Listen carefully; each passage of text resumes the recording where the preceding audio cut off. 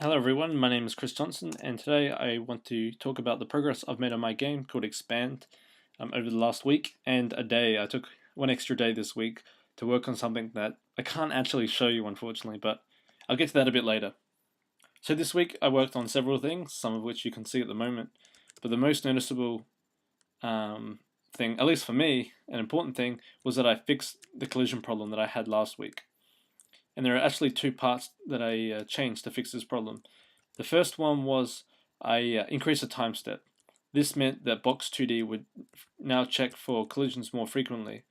The second thing I did was I changed the motion that goes into and out of the center to be based on the joint and by applying the motor speed in the joint. So that's no longer hacked by me. That's actually proper in Box 2D, which is fantastic.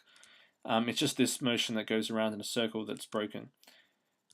Now, so that was the first thing I fixed. The second thing I worked on was getting the curved text here to go round and around in like a circle and rotate and have a transformation applied to it, which you can see and it looks lovely. I did this by converting the circle text into a stage object, and that stage object is an object I created in my sort of code base months ago, and that will essentially allow an animation to be performed. And so at the moment I'm just applying the animation of a rotation around the center with a bit of easing, and the center is obviously the center of the screen.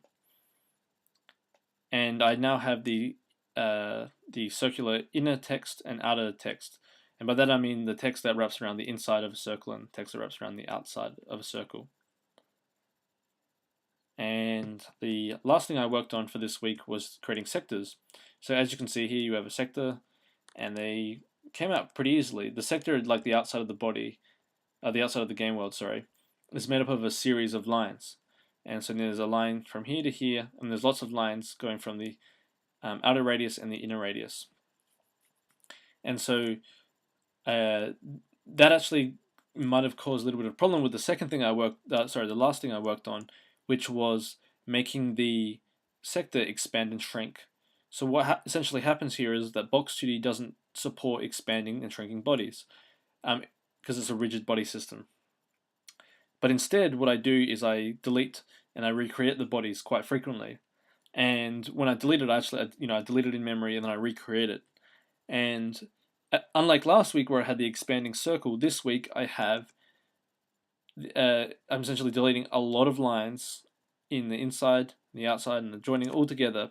So there's multiple shapes, and I'm recreating them. Now this results in quite a bit of slowdown from what I can tell.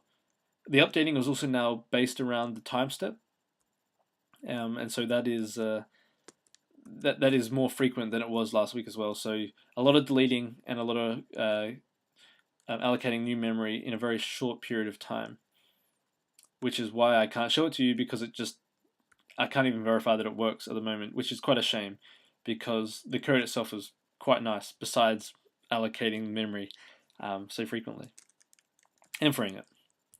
So that's all I really have to show this week. Next week I'll be working on several things. I'll be working on fixing a little movement bug that you might have noticed throughout the presentation. It seems that when I move diagonally, I get this problem where I have like the object keeps on moving and the drag on the movement doesn't seem to stop. That's just a small problem I should be able to easily fix up.